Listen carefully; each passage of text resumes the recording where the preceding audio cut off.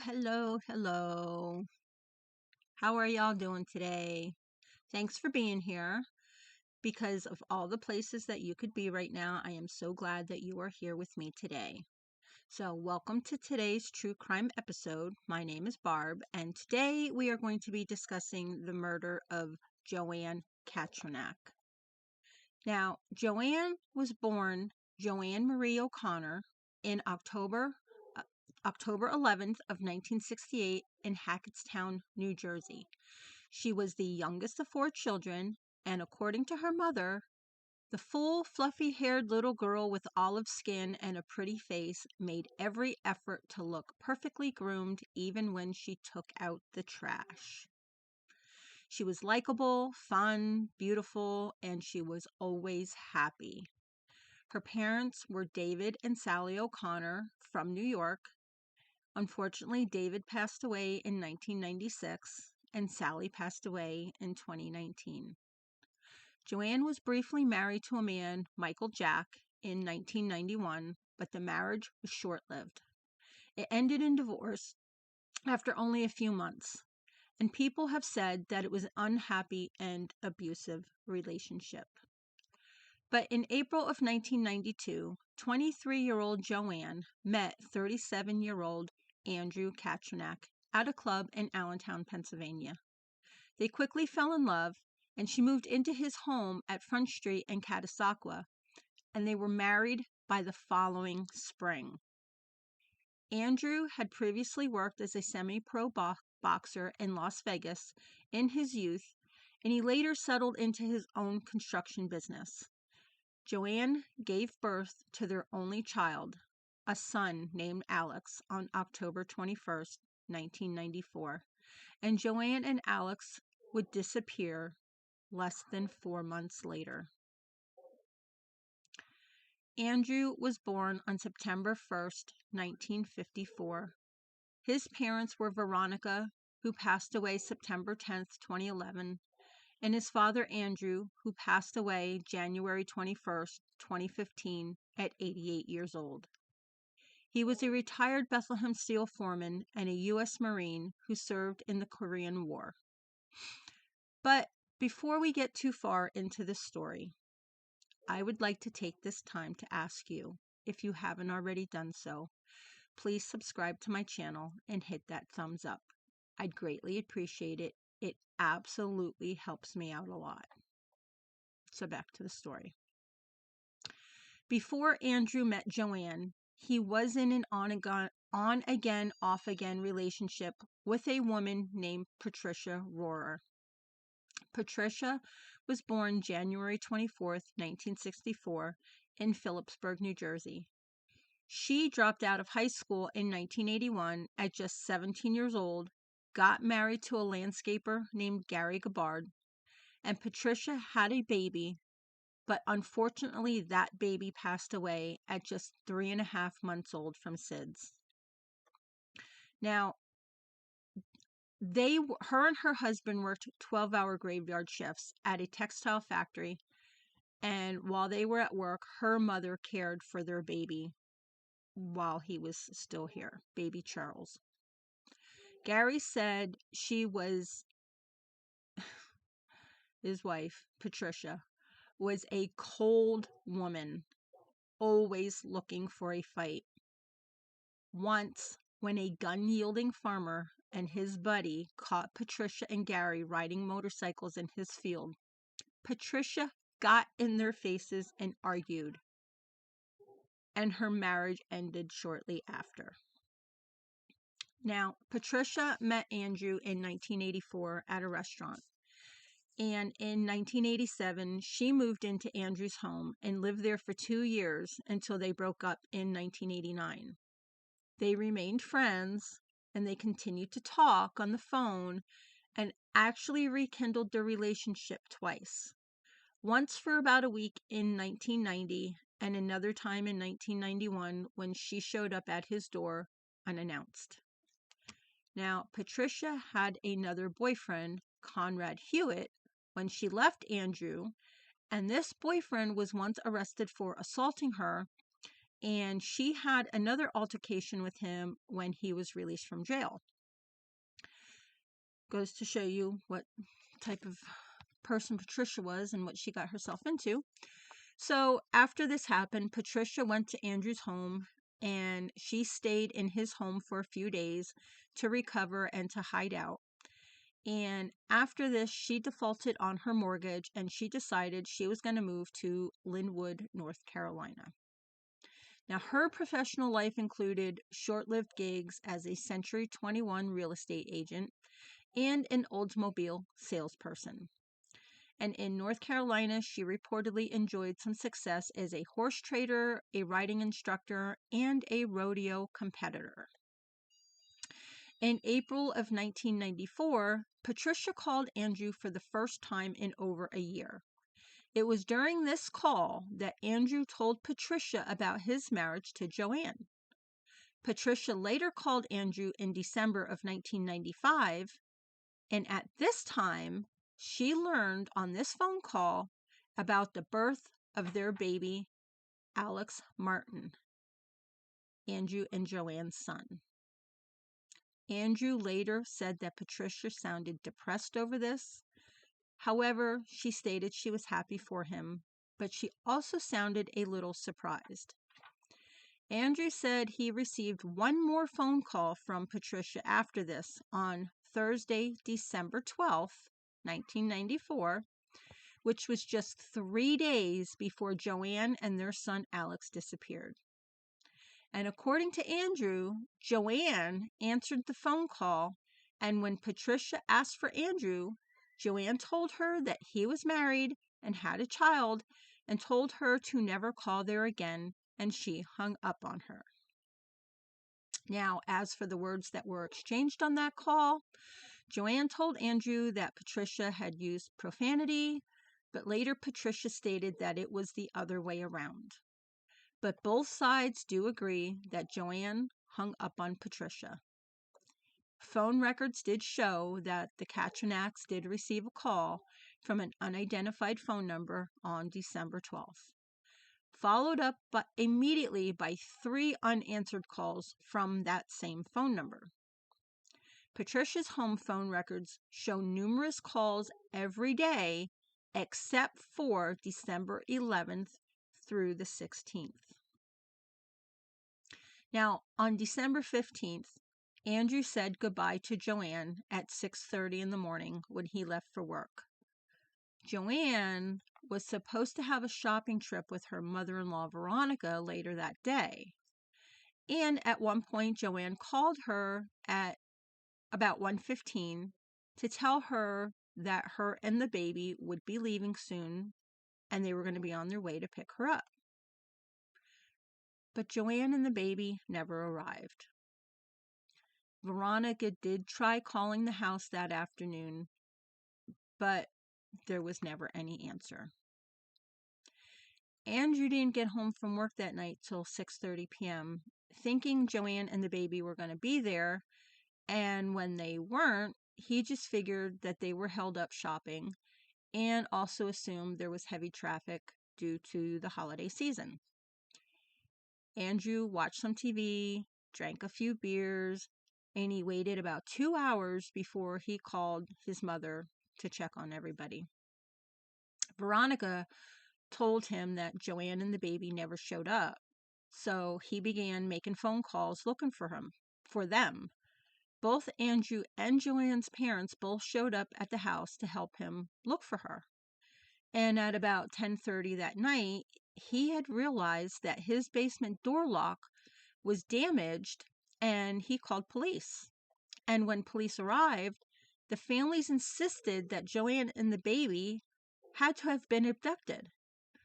The officers said that it was more likely that Joann left on her own. They said that maybe she took the money she had saved for Christmas gifts to start a new life with somebody else. Andrew showed them the exterior of the basement door where the lock was pried away from the door frame, and he had also realized that the phone line in the basement had been cut. And the police didn't seem concerned. And the police actually had him spliced back together the phone line. And they were looking closely at Andrew for why Joann and the baby were missing. The police refused to search for Joann and the baby, and Alex and the family went out to do so.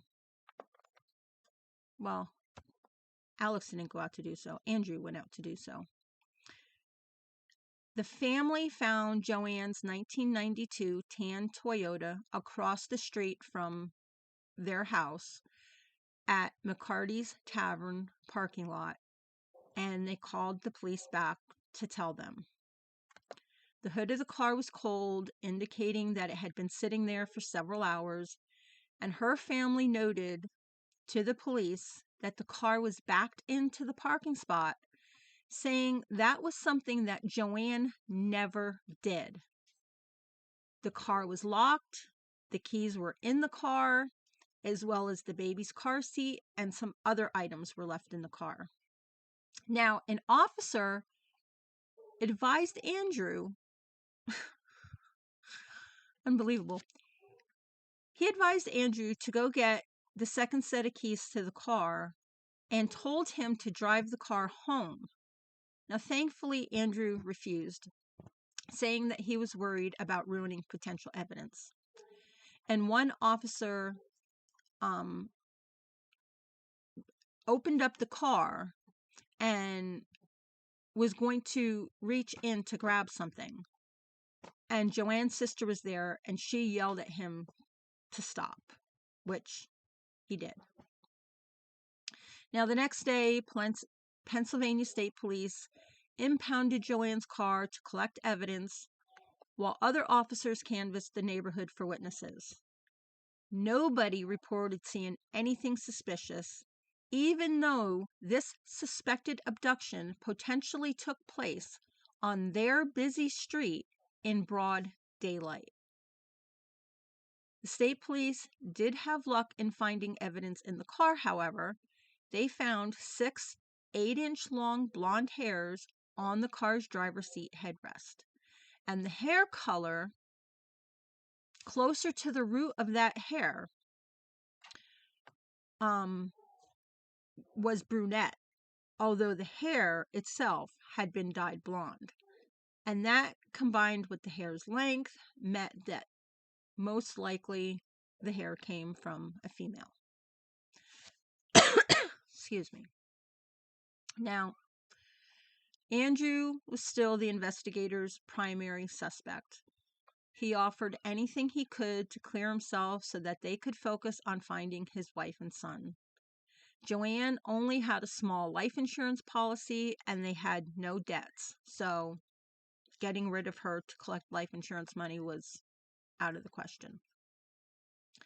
There was no activity on her bank account or credit cards after the day she went missing, so investigators dismissed the theory that she took the child and left. And there was no evidence of any affairs outside of the marriage. And Andrew's alibi at the time of the disappearance was that he was working on a home addition with his father, and there was no evidence suggesting otherwise. And Andrew took 2 polygraph tests, and he passed both of them. Now, Joann's ex-husband, Michael Jack, who was in New Jersey, police checked with him, and they cleared him by his alibi as well. Now, at this point, police visited Andrew's ex-girlfriend, Patricia Rohrer, and she gave them information that implicated Andrew. She told police about all the unsuccessful attempts to become pregnant while she was dating him, and she believed he was infertile. She said she couldn't be the one infertile because she had already previously had a child.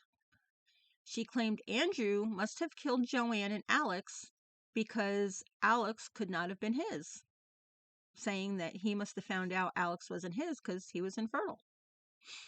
Police decided to conduct a fertility test with Andrew, to which he willingly submitted to, and Patricia was wrong. Andrew could indeed father a child, and therefore her accusation about him killing his wife and son for that reason kind of stuck in investigators' minds. Now, it was 5 long, agonizing months until Joann and baby Alex were found in an extremely remote area in Heidelberg Township, about 15 miles west of the Katrinak's home, which was in Catasauqua.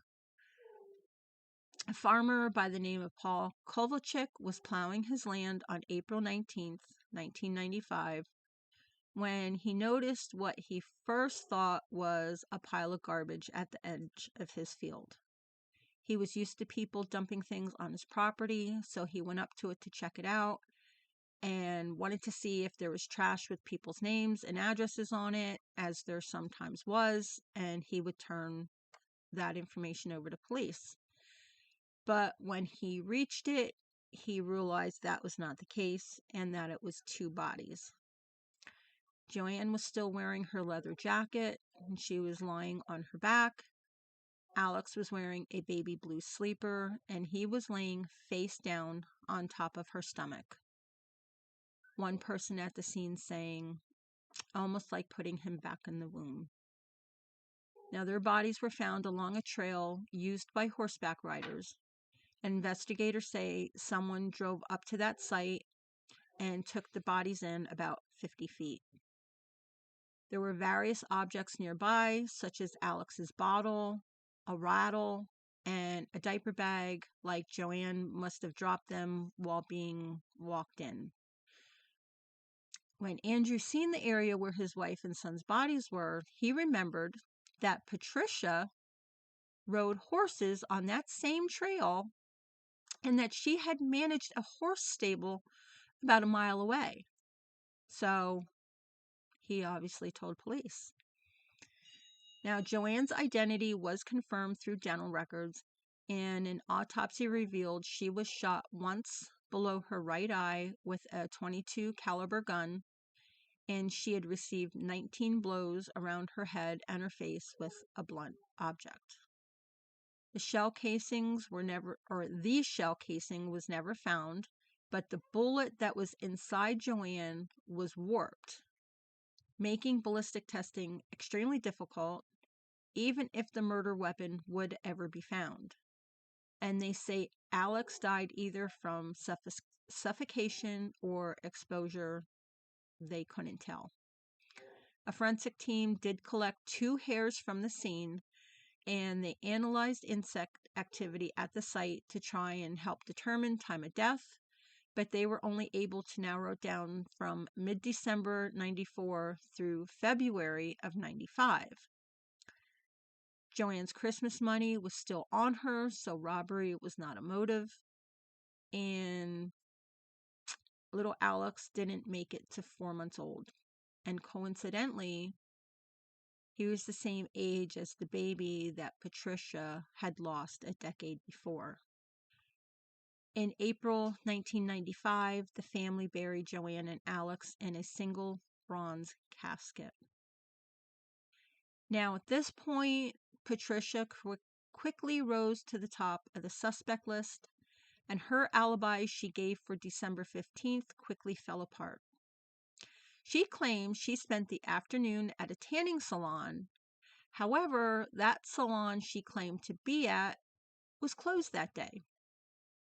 She also claimed she spent the evening at a private dance club, but at this particular dance club, you had to show your membership ID to sign in, and there was no record of her being there that night.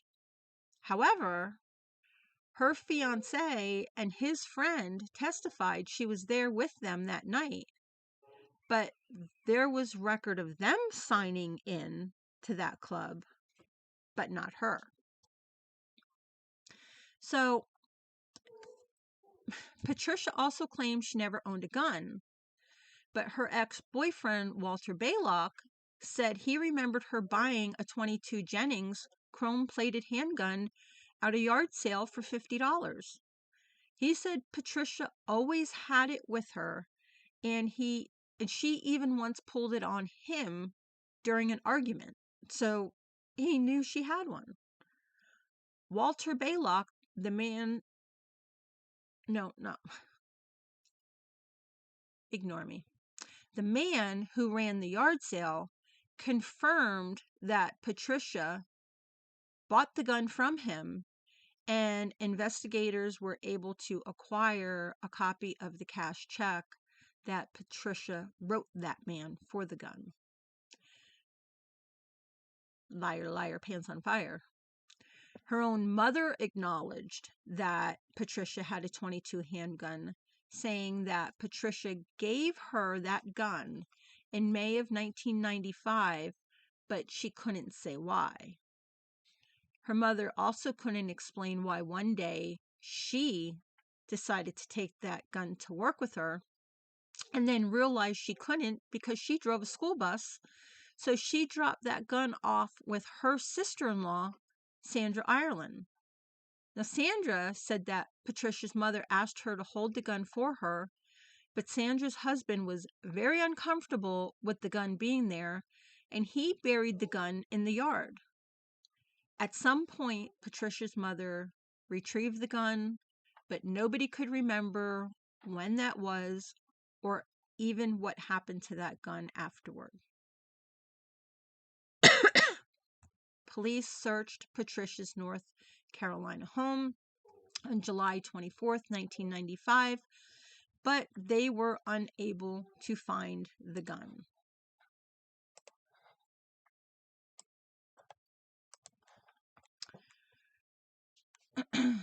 Bear with me a second here.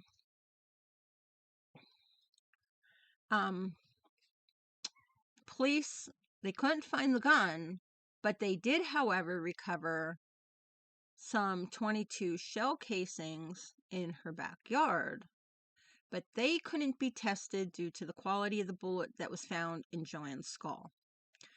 When police questioned her about the found shell casings, she claimed that her ex-boyfriend, Walter, owned the gun and that he took it with him when he moved out in December of '94.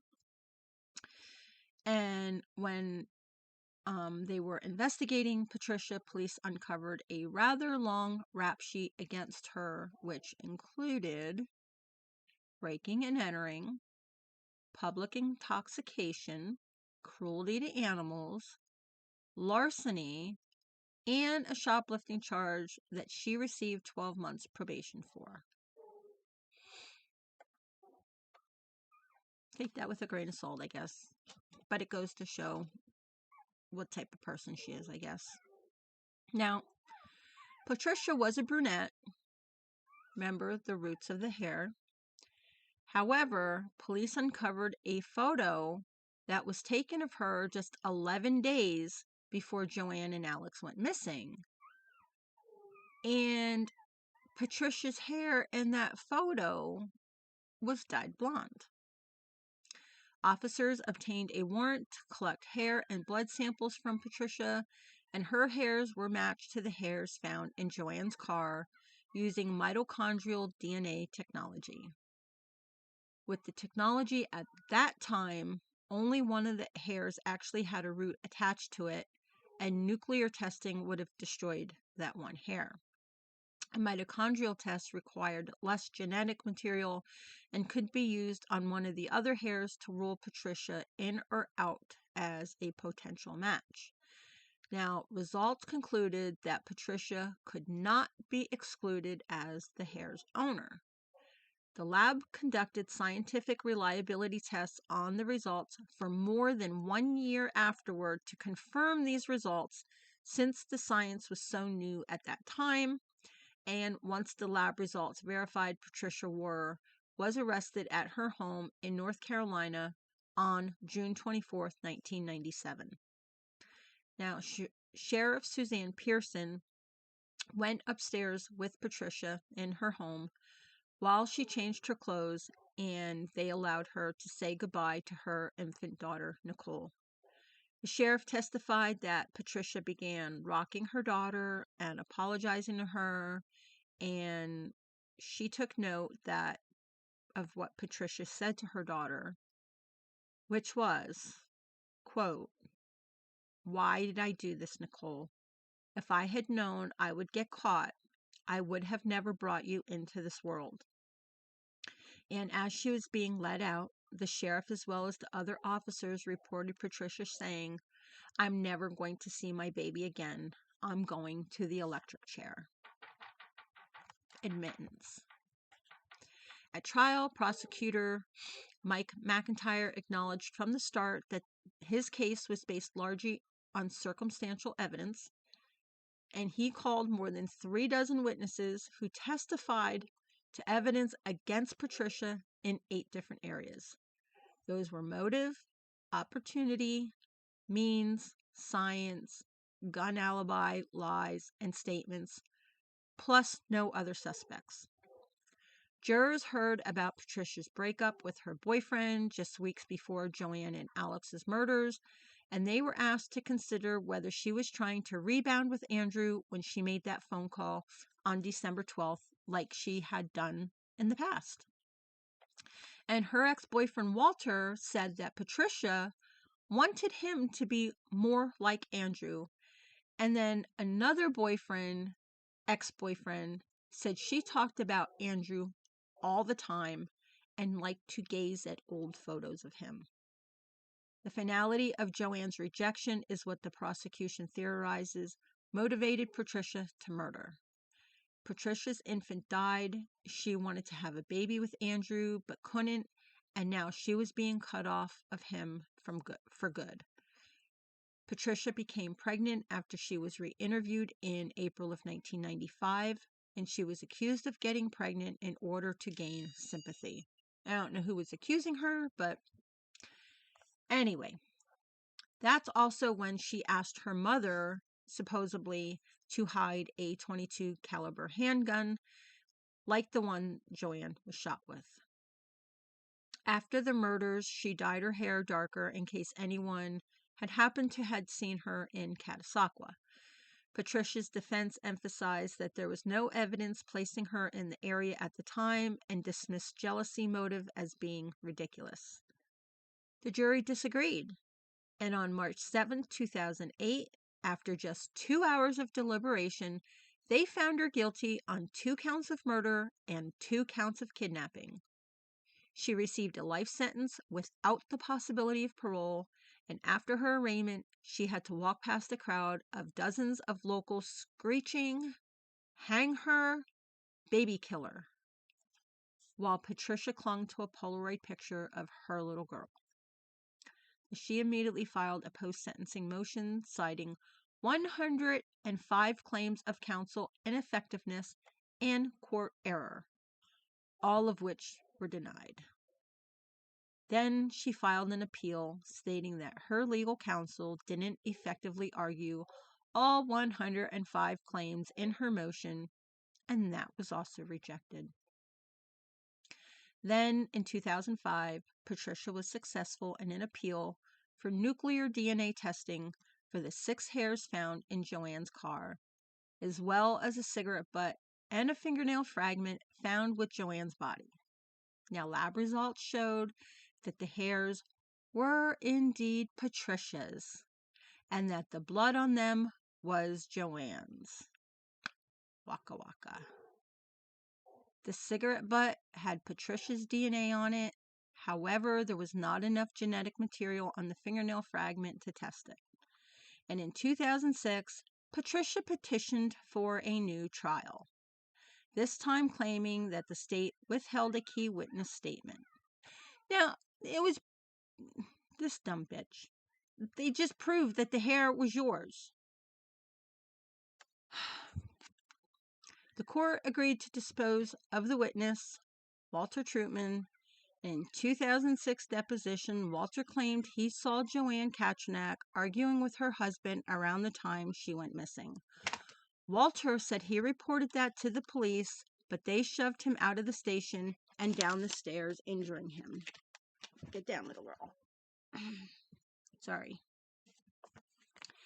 In reality, after Joann and Alex's bodies were found, this Walter guy went to the police 15 times with information about what happened to them.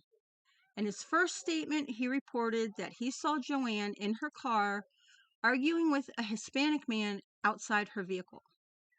And then his statement changed each time he went to the police with information. And when police began to dismiss him, he would scream, act erratically, and needed to be escorted from the building.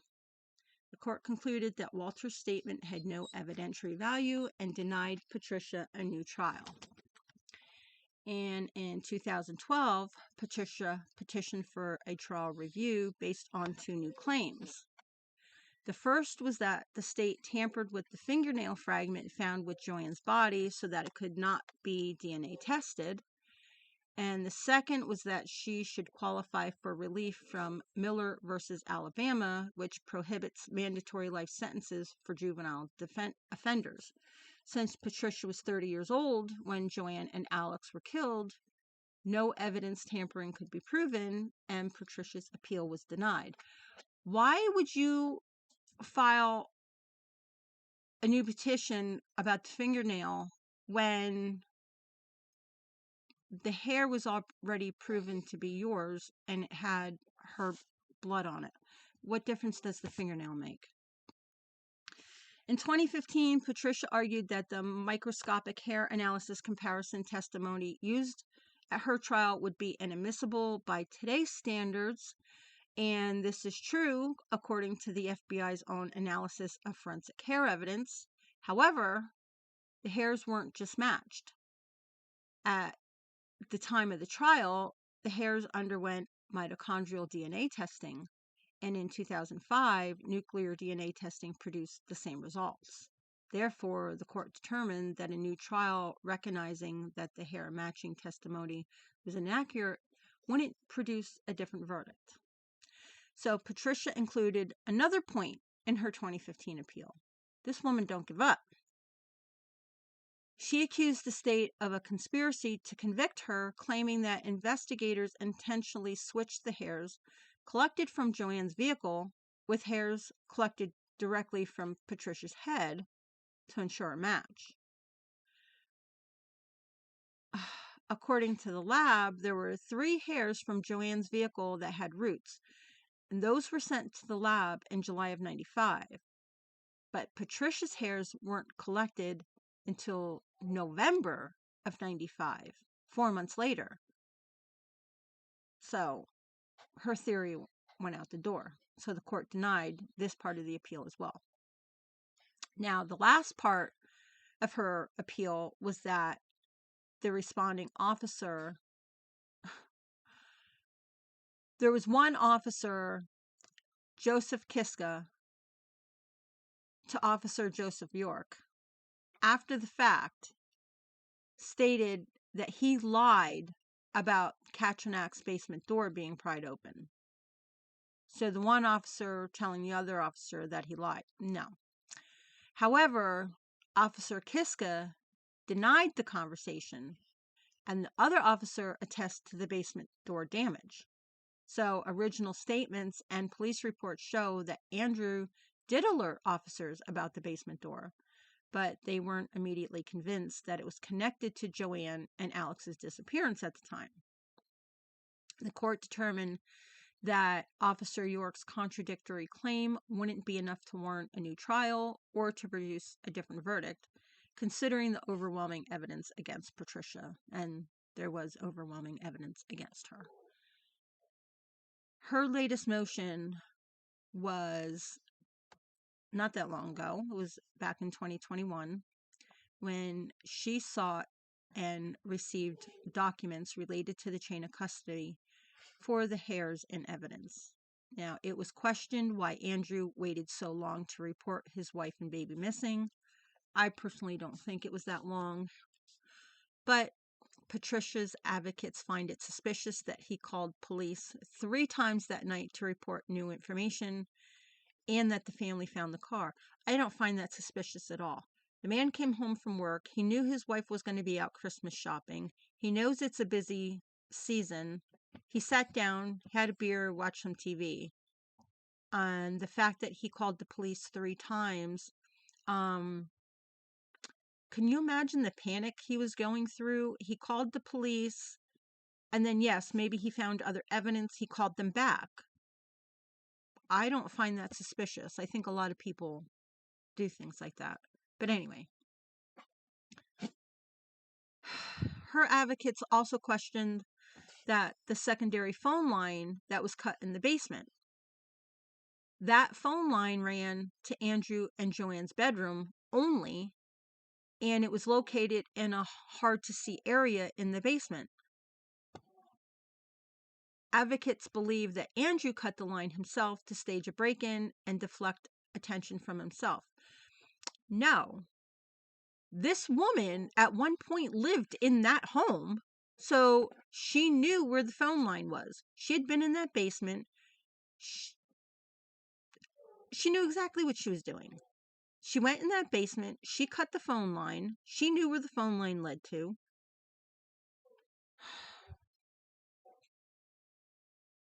Anyway, after learning how Joann died from a gunshot and 19 blows to the head and face, officers quickly theorized that her killer's gun had jammed after the first shot, and then she was beaten to death instead.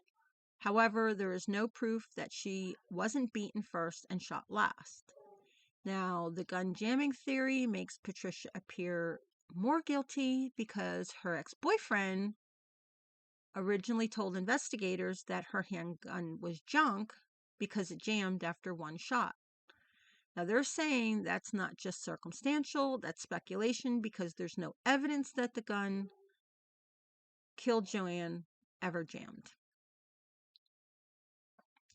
After Joann and Alex's deaths, Andrew followed through on the plans he and Joann had to move to Colorado. And according to what information I could find, he does currently live in Drake, Colorado. There's some news stories saying that he never remarried. There's other reports saying he did. But it does appear that he had been running his own construction business, Keystone Construction. I don't know that he still is. He's up there in age. I think he's probably retired by now. But anyway, I hope you enjoyed the story. I'd love to hear what you think about it. Put your thoughts down below. Do you believe Patricia killed Joann and Alex? I do. I think there's enough evidence proving that she did it.